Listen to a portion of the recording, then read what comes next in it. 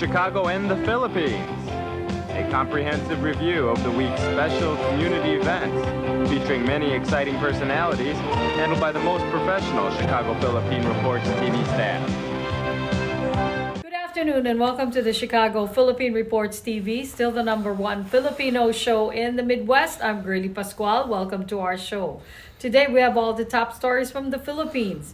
We also have what's happening in our own Filipino-American community of Chicago. We have interesting interviews led by our very own executive producer, Miss Veronica Layton. We have Bridget Cotero Carino. All these are coming up and more afterward from our sponsors. Please stay with us.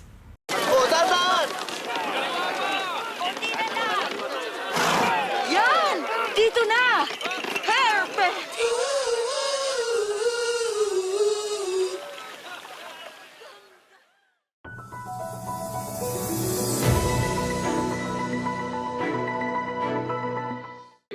The contractor tagged in the House of Representatives inquiry for supposedly delivering bribes to the Senate last month appears before the Blue Ribbon Committee investigating the flood control fiasco. Mina Elamparo Jose of WJ Construction was named by Public Works engineer Bryce Hernandez as the one who allegedly delivered payoffs to Senator Jinggoy Estrada. Jose denied the accusation and said she visited the Senate to discuss a planned renovation of the office terrace of Senator Erwin Tulfo. She adds she used the opportunity to see an old friend, Beng Ramos, who was then working at the Blue Ribbon Oversight Office Management or BROOM. I have never engaged in any illegal activity. I have never given nor received any money from any public official or government employee, including this Mr. Bryce Hernandez. Mr. Chair, Senator Erwin Tulfo berated Jose for failing to disclose her ties with Beng Ramos, who was also tagged by Hernandez in the supposed payoff. Jose insists she doesn't personally know Senator Estrada and denied delivering any kickbacks. Lumalabas talaga na wala akong kinalaman kung ano man ang transaksyon niyo ni Bryce Hernandez. Am I correct? Yes, Your Honor. Hindi mo kilala si Senator Jinggoy at hindi ka nagdala ng pera sa kanya. Hindi po. Kahit po kay Bryce, wala po akong dinalang pera. Okay. So talagang safe ka na. When pressed by Estrada about his allegations, Hernandez points to his boss, then Bulacan District Engineer Henry Alcantara, who referred to Beng Ramos as a staff of the senator. Simula nung pumasok ako sa Senado noong 2004 up to the present, hindi ko naging staff si Beng Ramos. How did you come to that conclusion na naging staff si Beng Ramos? Si Boss Henry po nagsabi sa akin na staff niyo daw po si Beng Ramos. Meron po pala. Meanwhile, Hernandez detailed how the payoffs are divided among the engineers, including himself. Pag kumita po, si Boss Henry po merong 40%, ako po may 20%. Si Engineer JP meron po 20% at si Engineer Paul Duya meron din po 20%. Another contractor, Sally Santos of Sims Construction Trading, confirms lending her license to Hernandez for the so-called in-house contracting. Santos claims she was forced to let the DPWH use her license on fears that she may no longer be able to participate in bidding for government contracts. Sa inyong pagkakalap, itong in-house contracting, ibig sabihin ho nito, Mr. Chair, in-house, meaning papeles lamang, no? Walang tunay na proyektong naisagawa. Pero parang pinalabas na meron, no? Dahil lisensya, ang sabi nyo, hinihiram lisensya nyo nila Bryce Hernandez at JP Mendoza para sa mga proyektong na ipanalo sa bidding. Tama ho ba? Yes, Your Honor. Hindi ko po alam na gagawin po nila Engineer Bryce at JP Mendoza po yun. Kasi po syempre po, sila po tauhan po ng DPWH. Naniniwala po ako na hindi po nila gagawin yun dahil yung po kasi lisensya ko po, ano po sa pilitan na po nilang iniram po sa akin. As for Curly Discaya, whose company has been linked to anomalies in flood control projects, he admitted to giving payoffs to the DPWH officials to secure contracts. Sabi nyo pa ay nagbabayad kayo ng from 10 to 25% sa DPWH. Kinailangan nyo rin bang magbayad ng SOP para makakuha ng projects doon naman sa Quezon City? Your Honor, wala po kami magawa kasi syempre po natatakot kami dahil nagkaroon na po kami ng mga karanasan na nami-mutual terminate po at nami-mutual terminate at saka nagkakaroon po ng right of way problem ang mga project po namin. He also denied a previous Senate testimony by his wife Sarah that their own companies would bid against each other for the same infrastructure projects. Your Honor, naguguluhan lang po siya ng mga time po na yun, pero sa records po namin, hindi po naglalabanan at nag-divest na po kami sa mga company po na yun. He would later be cited in contempt for giving conflicting answers on why his wife failed to attend the inquiry. Also held in contempt is Alcantara for lying, as he denied knowledge of ghost projects in Bulacan despite being the highest DPWH official in the province. A subpoena has also been issued by the Senate panel to former DPWH Undersecretary Maria Catalina Cabral to attend the next hearing. According to Secretary Vince Dizon, he has officially accepted Cabral's resignation early in the week. In one of his privileged speeches, Senate Blue Ribbon Committee Chair Panfilo Lacson referred to a certain Undersecretary Cabral who supposedly asked an aide of Senator Vicente Soto III to propose items for insertion in the proposed 2026 national budget.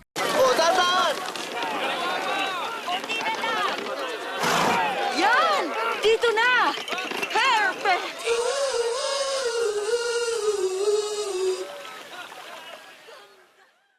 In times of economic uncertainty and chaos, your money means nothing. You may not even be able to get it from your bank or ATM. And the money you do have in the stock market will go down and down and down. It's happened during every economic cycle, and it will happen again. What you can bank on is gold and silver. Gold and silver have been a reliable and trusted form of currency for thousands of years. Gold and silver have never been worth zero, and typically gold holds its value and sometimes grows during economic turmoil. Call the Gold Hotline now and learn how to protect your money and your assets with gold and silver. And learn how to set up a new IRA or roll over your current one into a gold-backed IRA. Protect your money from the next market crash with gold and silver. Call now for your free gold guide.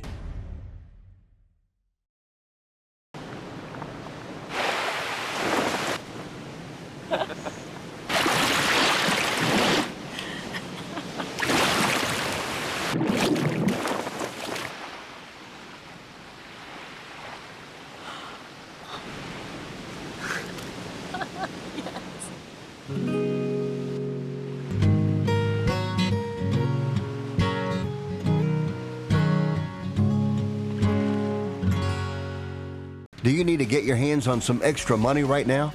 Maybe $25,000 or more? If you're a homeowner, now is the perfect time to get cash out. While homes in many neighborhoods like yours have gone up in value, you can use the money for anything. It's yours. You can buy an investment property, pay for college, pay off higher interest debt, or make home improvements. A cash out refinance is the perfect solution to get the cash you need. If you need $25,000, $50,000, or even $100,000, now's the time. Home values are up, and so is your equity. We offer you a way to use it. No need to sell your home or use your savings. Call New American Funding now and speak to a cash out refi specialist and see how much cash out you can get. Call New American Funding at 855-332-3929. That's 855-332-3929. Call 855-332-3929. Via Times, vital news, vibrant views for the Filipino Asian communities in Chicago. Via Times for your most interesting and exciting reading and your party coverages. Via Times has very interesting columnists. You name it, Via Times has it. Law, Filipino news, dentistry, immigration, humor, serious opinions, health, beauty, mysticism, Bata Corner, showbiz, and intelligently written editorials. Call Via Times at 773-866-0811.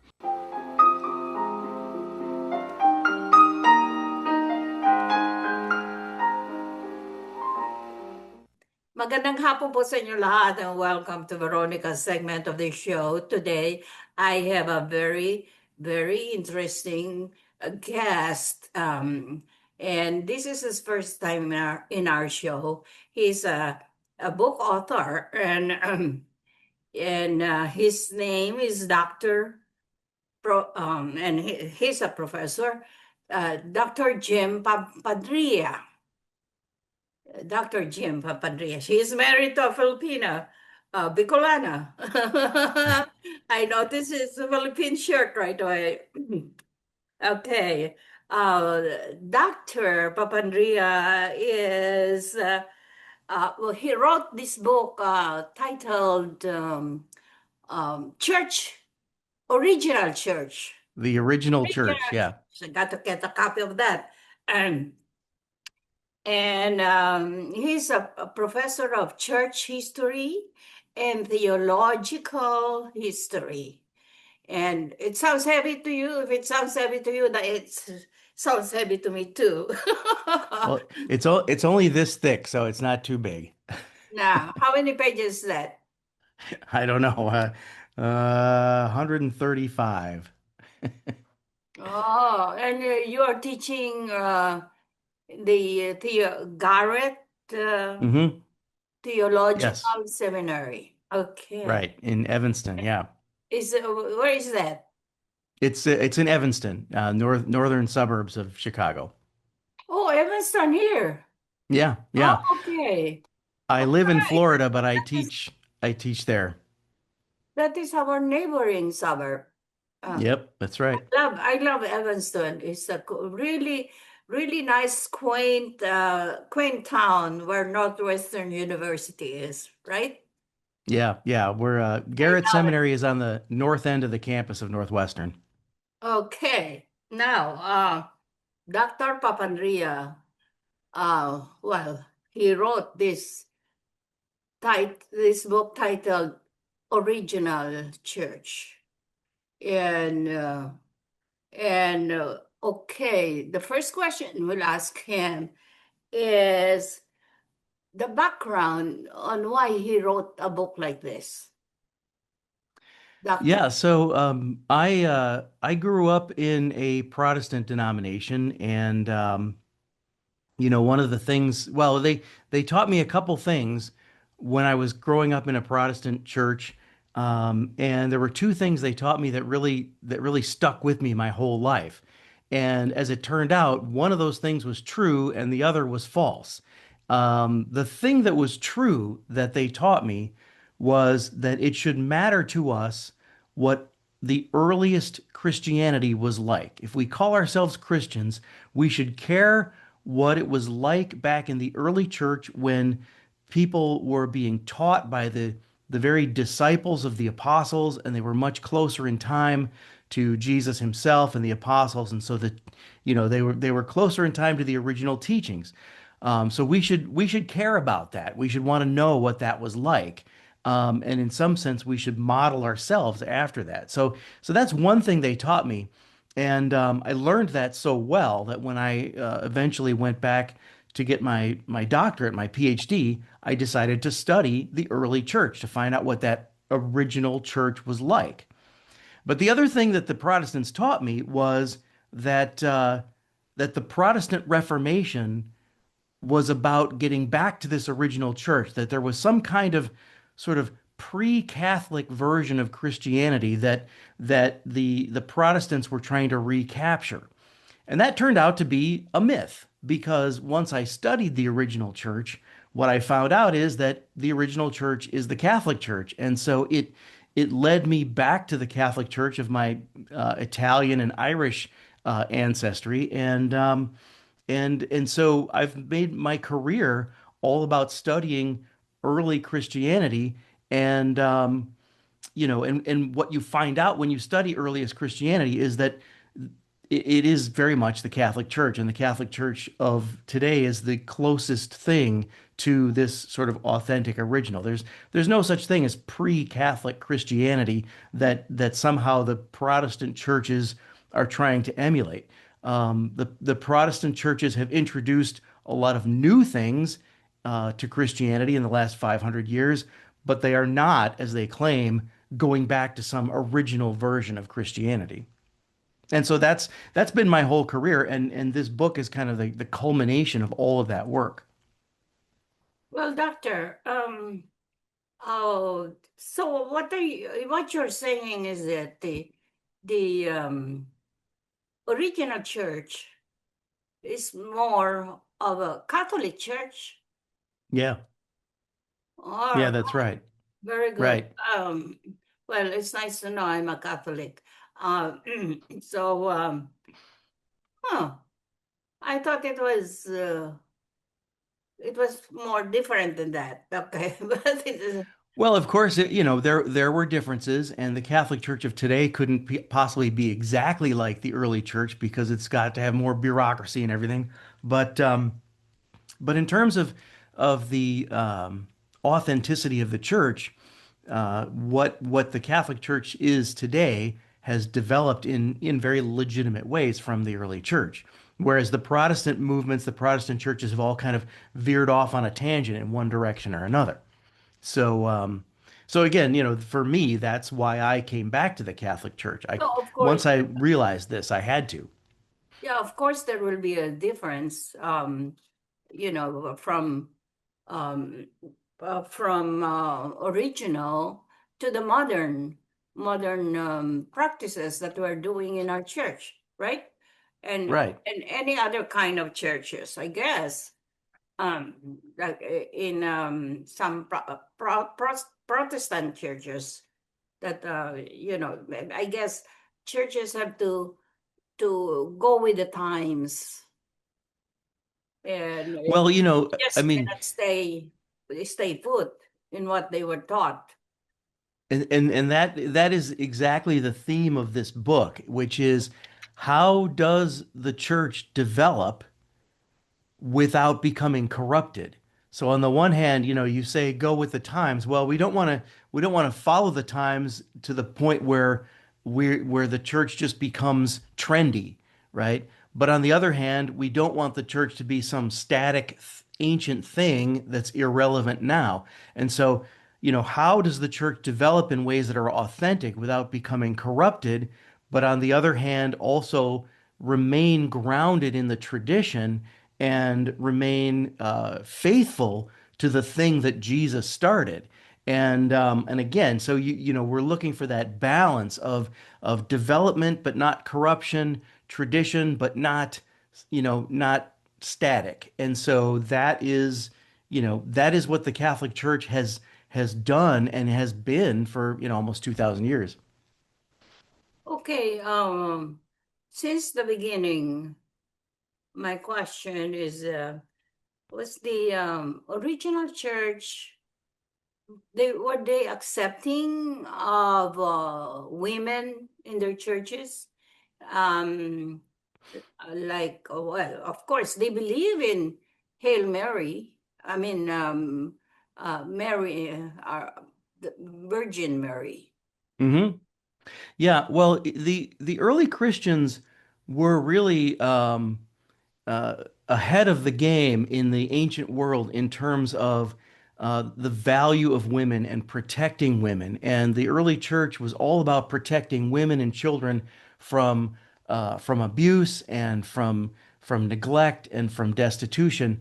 The women were, of course, welcome in the church. I mean, that's, when St. Paul says there's no longer male or female, Jew or Greek, but we're all one in Christ Jesus. But of course, in the early church, the clergy were men, and they did have deaconesses who assisted women during their baptism.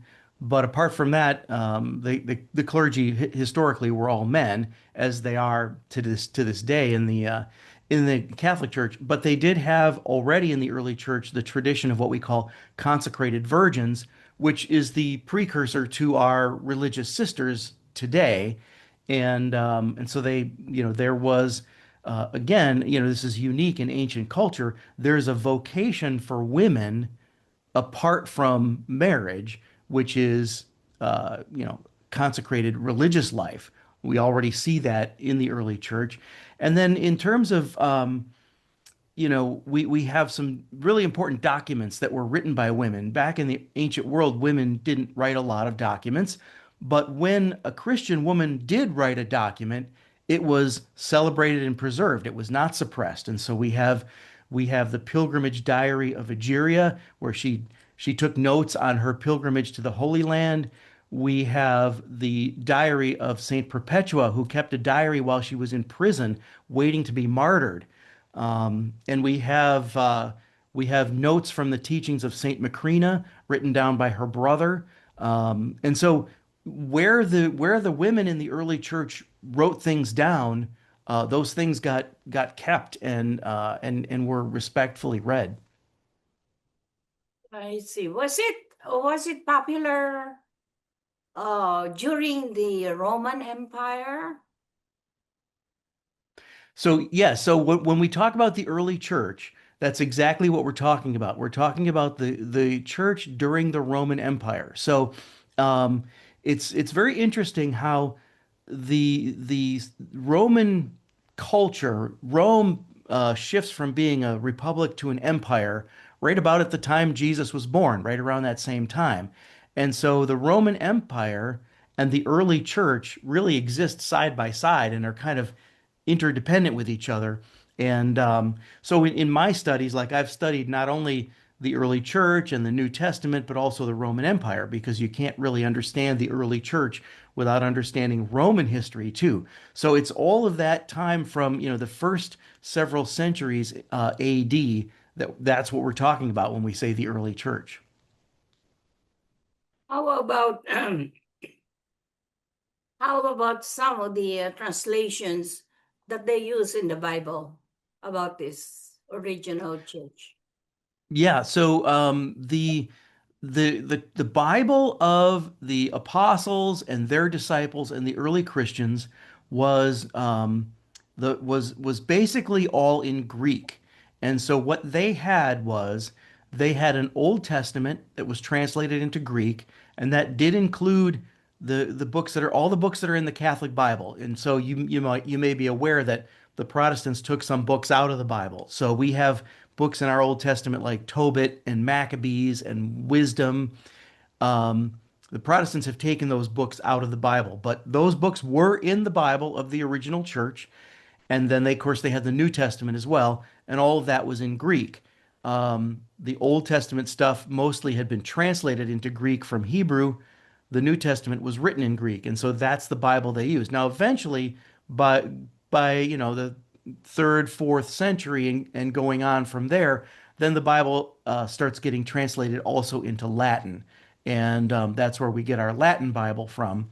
But to this day, we have the manuscripts of the Bible in both Greek and Latin, and so when they make a translation into English or into Tagalog, they're making that translation from these original languages of mostly Hebrew and Greek, but also sometimes Latin too. Professor, I thought it was um, um, it was in Latin instead of Greek. I mean, it was originally written wrong? in Greek. The New Testament was originally written in Greek and then had to be translated into Latin. And Oh, so when we think of the Catholic Church and we think of everything being in Latin, like the Mass was in Latin and everything, well, that was true for the Middle Ages, but not so much in the early church. In the early church, it was Greek and it shifted to Latin. And the reason it shifted to Latin is because in the western part of the world, everyone started speaking Latin. And so it's very interesting because just like the Second Vatican Council authorized mass in the different languages that you actually speak, that we all actually speak. Well, that's exactly what happened when everything shifted from Greek to Latin. It shifted from Greek to Latin because Latin was what everyone was actually speaking, and they were forgetting their Greek, and so it was better to have it all in Latin. And it was that way for over 1,000 years.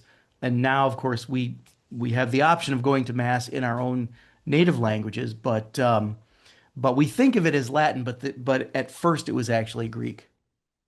okay, Professor. Where can our viewing audience pick up your book? Well, all my books are available on Amazon. I have an Amazon author page, and if you go to drjimsbooks.com, that'll bounce you right to my Amazon author page, and and all my books are there. It's drjimsbooks.com. All right, very good. One last word before we sign off. One last Oh, well, viewing audience. from you. One last word for me. Well, I am just, very excited about Christians and especially Catholics interacting in positive ways. And I just want to discourage people. I want to say, get away from all that controversy that you see on the internet and all the arguing and the infighting, and let's be a church that gets along. And that would be my last thought. Professor, this is a very interesting interview. How I wish we had more time, but I'm getting signed that it's time off already, and I want to thank you for gracing our show today, Professor Papandrea. Thank And you. maraming salamat. That is thank you in Filipino. I think you know that. Okay. I do. Salamat po. Maraming salamat po. All right, great. At maraming salamat po sa inyong panonood. Ako po si Veronica. Enjoy the rest of your weekend. Bye, Professor. Bye. Thank you. Dr. P. Papandrea. Thank you. This is a prayer and a reminder. All we have is now. Anak, umuwi ka na.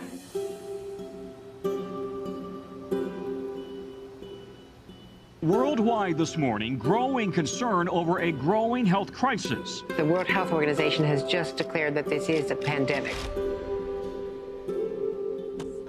Hi. I can't hug you. Don't touch me. Over the last several days, we have seen peaceful demonstrations. Protests over police brutality continued here in Austin. Remember when you started going to college? You came home a liberal? Dad, please. That's what we do to you guys in school. All these people that we never met and never will meet because of what had happened to them. It's just too much. The way that our family communicates is not necessarily, it's not great. What advice would you give for those of us that are struggling? Deal with it.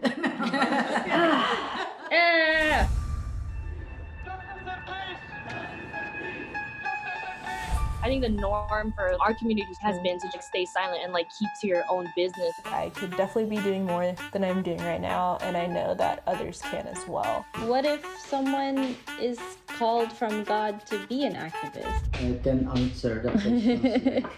Shouting revolution, oh wow, breaking each tradition.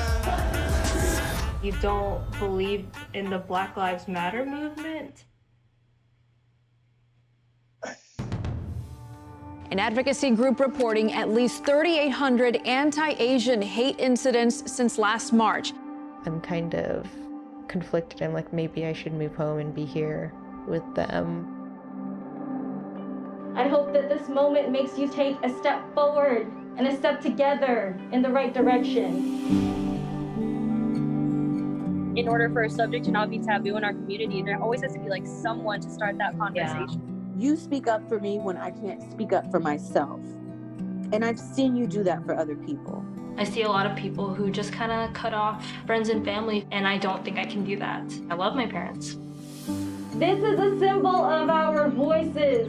If you look at your neighbors around you, you will see who stands with you, who stands for you. At least I know that you can stand up. That's the thing I'm so happy about.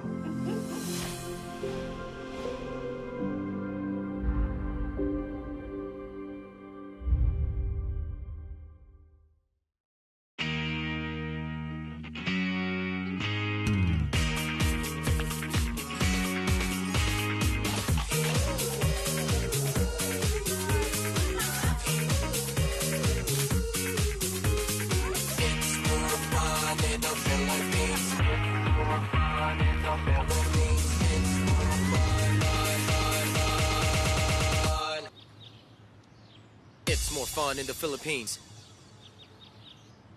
Magandang hapon po sa inyo lahat and welcome to Veronica's segment of the show today. I have a very exciting personality, very popular in our community, and I bet many of you really know this woman, very pretty, and her name is Geraldine Gaden. Geraldine to tell you briefly about her background. She's a very active community leader, and she was a Mrs. Philippines of the PIWC, and she's now running for PIWC overall chairmanship for 2027. Right? Correct. Yeah, Correct. 2027. All right. Okay. And believe it or not, this very dynamic woman just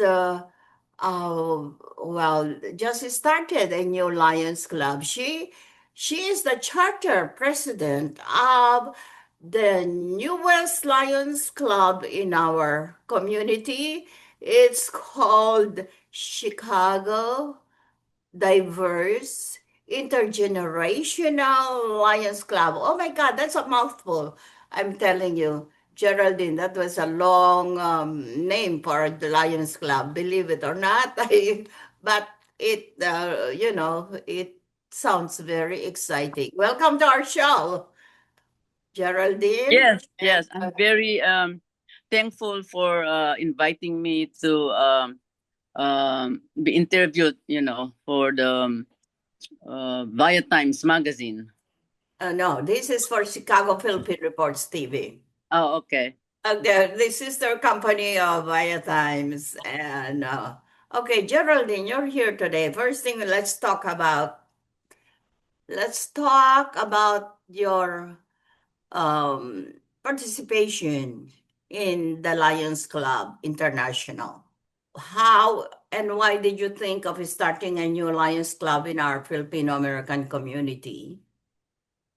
Okay. I've been with the Lions Club since 2009, and I did serve a lot with different Lions Club group, which at one point I was a member of CFALC and Global Lions Club. So for this year, I was given the opportunity to start a new charter under the leadership of Brenda Steven, the governor Brenda Steven, but now she's a past governor. So on her term, February, I started the Chicago Diverse Intergenerational Lions Club with 28 members, and along with my friends who was able to assist me, we were able to group the charter, way back February, and we were launched at the Westin Hotel last March. Excuse me, Geraldine, can you look here? Yeah, look like that. You're looking up. Okay. Let's look here in front. Oh, look at me. Okay.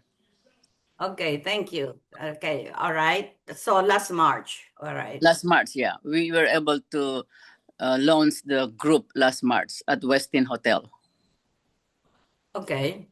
And what was the purpose in launching a charter club, a Lions Club? So our purpose is to really serve. We are here to serve for the community, and we are, trying to have a lot of different projects like autism, mental health, issues, and the seniors. Those are our focus for our project.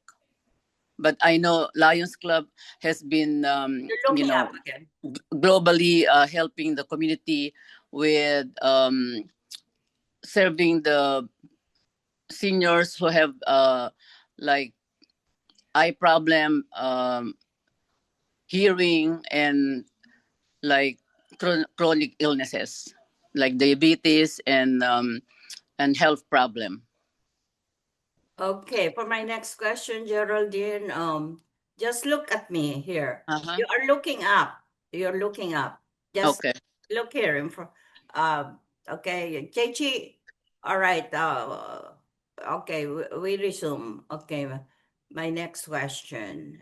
All right. And so, you held a Lions Gala gala night and governor's night recently. How did it go? Our charter night last Yeah, August 29 at Allegra Banquet Hall was well attended. We have like 160 attendees, and it was a very successful event. very good. Congratulations, Geraldine. And okay, now, how do you project on this new Lions Club? Where do you go from here? Well, I am hoping that this new charter that we were able to make will really flourish and successful. I have a lot of members who are really there for us, very devoted and high caliber members who are willing to help, grow this charter. All right, very good. Congratulations. How many members do you have I have like 30 members right now. right now? Very good. And it's still, you expect it to be really growing fast, huh? Yes, that's our goal. We have to include all those young, youth who can help us, in the future, like 18 above. So the name of the club itself is diverse, intergenerational, which meaning we are trying to include all the different cultures, different races, and also the youth, who will be able to um, follow our footstep, because we are not really going young, we are growing old. So that's why, this group will flourish, because we have to include all the millennials. All right, very good. Okay, and then all right, Geraldine, you are these days currently, and it's you are running for the position of overall chairperson of the PIWC, or Philippine International Week Committee. And you're running for the overall chairmanship, which is a very big position. And how are you doing so far? Well, right now, my opponent is only one, and I think that this is not something to compete with. I'm here to serve the community, as I've said. I'm here to help out. I've been with the PWC since 1987, and after the pandemic, I did a lot of work for the organization. My heart goes out to the PIWC. And I was once Mrs. Philippines. My daughter was once Miss Little Philippines, and my niece was once a beauty queen of PIWC as well. And I had recruited a lot of beauty queens in the past, especially in the time of Governor Ernie Lapid, 2022. I recruited 10 muses, and no one backed out. And I continuously recruit after that. Okay. All right. So, how do you see the position as PIWC chairperson to be really serving our community? What are your projects? Okay, first of all, I want to continue the legacy of the organization. I have plans for medical mission to the Philippines, and to continue involvement of the youth senior group here in locally in Illinois, and of course to uplift our culture and heritage. Oh, and how about the um, Chicago community per se? How are you gonna be doing? What are you gonna be doing in Oh, our? here? here in Illinois or in Chicago locally, I will continue to serve the seniors. For example, I have a passion in helping all the seniors in the community. That's my passion. That's why my business is uh, doing with the seniors since 2004, and my dedication is going to continue to serve those group, the seniors group. All right, very good. Okay, because that's a gargantuan task. Really, it's a lot. There's a lot of work to do as an overall chairperson. But I wish you good luck and congratulations. I wish you good luck to win the position, which is okay. Maybe you can appeal to our viewing audience. When would the election going to be held? October 5th, and I think that's a Sunday. I know that this position requires a lot of work and dedication. As I've said, I have to involve my family and friends. This is not a one-man person work. It's a lot of work, I know, but for example, from the past, people are really helping each other. They have their own chairmanship, and if you focus on those job, try to see if they are really doing their job as well. This is not something that I can do by myself. This is bayanihan or teamwork. So together, we stand, and together we will be able to make this happen for the PIWC. Okay.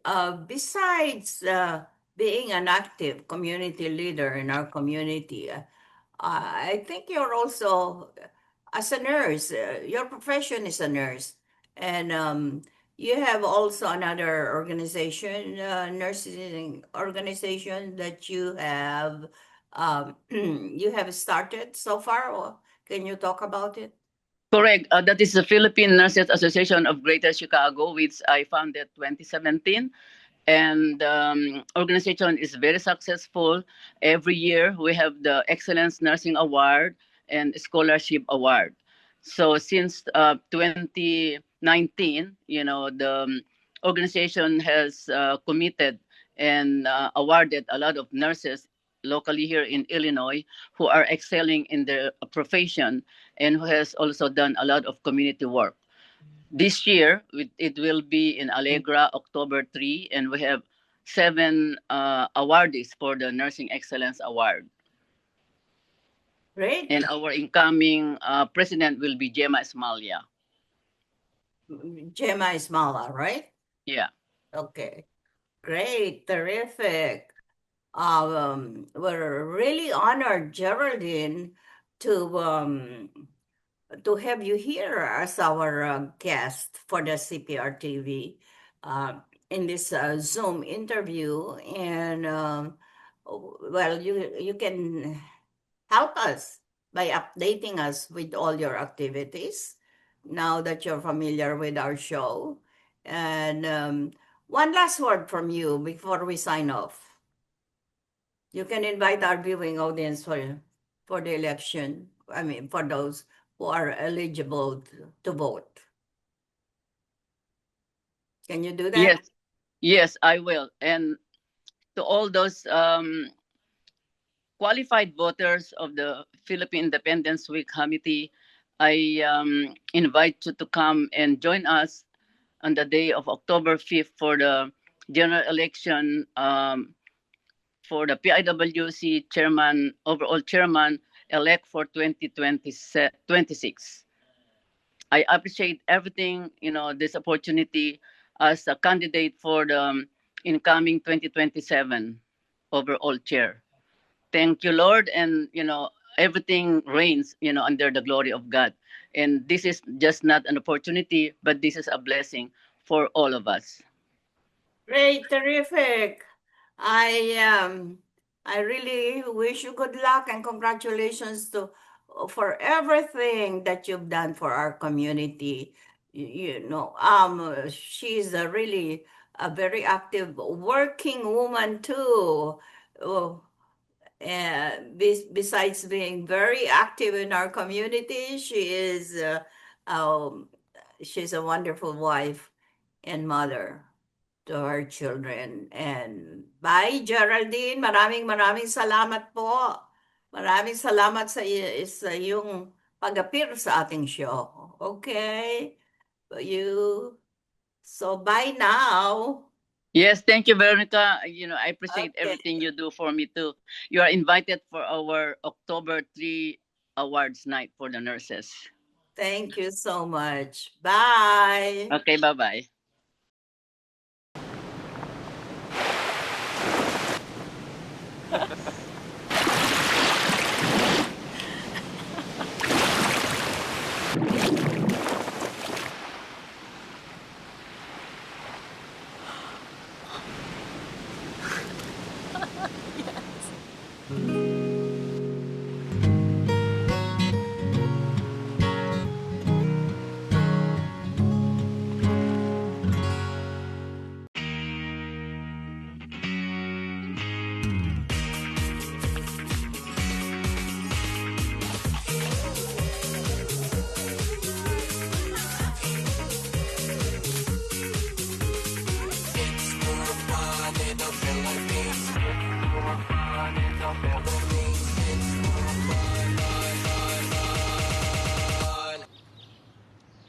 It's more fun in the Philippines.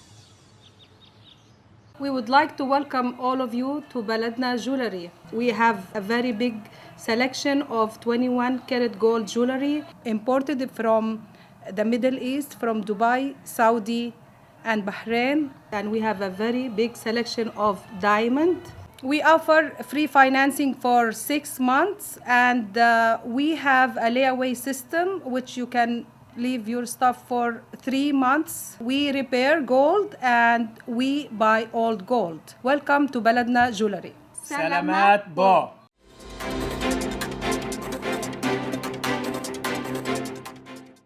Good afternoon. This is Bridget Karina Quetter bringing you this week's local news from our community. American high school students' reading and math scores are at their lowest level in more than 20 years, according to a major national educational survey. This is yet more proof that America's government-run educational system, dominated by left-wing teachers' unions, is a failure and a disgrace, said United States Parents Involved in Education founder and President Sherry Few. While some try to blame the COVID-19 pandemic school closings, it's clear that this has been going on for a long time. The findings were announced on September 9th with the release of the latest National Assessment of Education Progress, NAEP, often called the nation's report card. As Bright Start 529 turns 25, Illinois State Treasurer Michael Frericks is announcing record asset growth to more than $14 billion for Illinois' flagship 529 college savings plan. The news comes as the Illinois State Treasurer's Office kicks off the College Savings Month, which falls in September. Sponsored and launched by the state of Illinois in the year 2000, Bright Start 529 College Savings Plan is designed for higher education savings. Treasurer Frericks also sponsors Bright Directions, a 529 plan for families who prefer to work with a financial advisor. Over the past 25 years, more than 250,000 students have used their Illinois 529 college savings funds to attend hundreds of universities, colleges, trade schools, vocational programs, and apprenticeships. The Illinois Department of Financial and Professional Regulation announced today that its Division of Professional Regulation has been awarded the 2025 Regulatory Excellence Award by the Council on Licensure, Enforcement, and Regulation. The Clear Regulatory Excellence Award is presented annually to regulatory bodies worldwide that demonstrate outstanding innovation, vision, and measurable results in protecting the public while serving professionals. This prestigious international honor recognizes DPR's transformative leadership in professional regulation by modernizing licensure processes, reducing barriers for applicants, and elevating customer service for more than 1.2 million licensed professionals across Illinois. Receiving CLEAR's Regulatory Excellence Award is a proud moment for the state of Illinois and a powerful recognition of the dedication, innovation, and vision of our Division of Professional Regulation, said IDF PR Secretary Mario Treto Jr. The United States government will provide the Philippines with an additional $250 million to address urgent health concerns such as tuberculosis, maternal health, and the threat of emerging diseases, according to U.S. Secretary of State Marco Rubio. This new funding follows the $63 million announced during the meeting of U.S. President Donald Trump and Philippine President Ferdinand Marcos Jr. at the White House in July. The aid is part of Mr. Trump's direct foreign aid approach, which has emerged after the shutdown of USAID and other traditional aid pipelines. This demonstrates the comprehensive bond between the United States and the Philippines and the efficient, time-limited, and narrowly targeted approach of this new era of America First foreign assistance, Mr. Rubio said in a statement. Governor Cprtv issued a state disaster proclamation after severe weather and flooding caused extensive damage across Boone, Cook, Kane, McHenry, and Will counties from August 16th through the 19th, 2025. The proclamation ensures that state resources can be directed to support local response and long-term recovery efforts. To support these impacted by the devastating August storms, I have signed a disaster proclamation to accelerate the recovery process and provide state relief to our residents, said Governor Pritzker. I want to thank IEMA OHS for their ongoing coordination as they work to ensure impacted residents and businesses get the resources they need. The Illinois Emergency Management Agency and Office of Homeland Security, IEMA OHS, in partnership with local government entities and the Federal Emergency Management Agency, FEMA, conducted Joint Preliminary Damage Assessments, PDAs, September 3rd through the 5th, 2025, that confirmed widespread damage to communities. Illinois Secretary of State and State Librarian Alexi Giannoulias awarded $28.3 million for library services and literacy programs throughout the state. The grants include awards to the regional library systems across the state to enhance online catalogs at local libraries, support day-to-day operations, expand interlibrary loan programs, and to radio information services that equip vision-impaired individuals with narrations of newspaper content. The literacy grants are designed to promote basic reading, math, writing, and English language skills. Providing our libraries the cornerstone of our communities with the support necessary to expand their services and programs is vital to ensuring that all Illinoisans are empowered to learn and explore and grow, regardless of where they live, their physical abilities, financial situation, or educational background, Giannoulias said. That's all for today. Thank you for watching our news this week. This is Bridget. See you next time. This is a prayer and a reminder. All we have is now. Anak, umuwi ka na.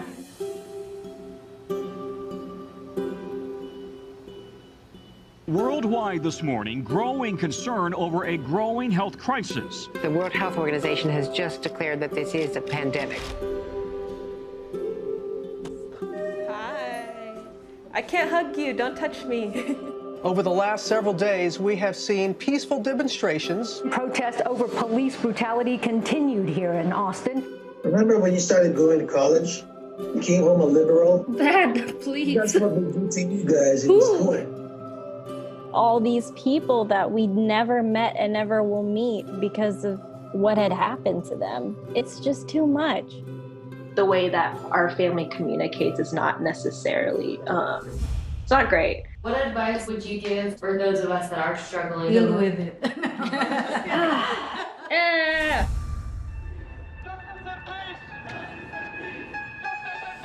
I think the norm for our community has been to just stay silent and like keep to your own business. I could definitely be doing more than I'm doing right now, and I know that others can as well. What if someone is called from God to be an activist? I can answer that question. Shouting revolution, oh wow, breaking each tradition. You don't believe in the Black Lives Matter movement? An advocacy group reporting at least 3,800 anti-Asian hate incidents since last March. I'm kind of conflicted. I'm like, maybe I should move home and be here with them. I hope that this moment makes you take a step forward and a step together in the right direction. In order for a subject to not be taboo in our community, there always has to be like someone to start that conversation. Yeah. You speak up for me when I can't speak up for myself. And I've seen you do that for other people. I see a lot of people who just kind of cut off friends and family, and I don't think I can do that. I love my parents. This is a symbol of our voices. If you look at your neighbors around you, you will see who stands with you, who stands for you. At least I know that you can stand up. That's the thing I'm so happy about.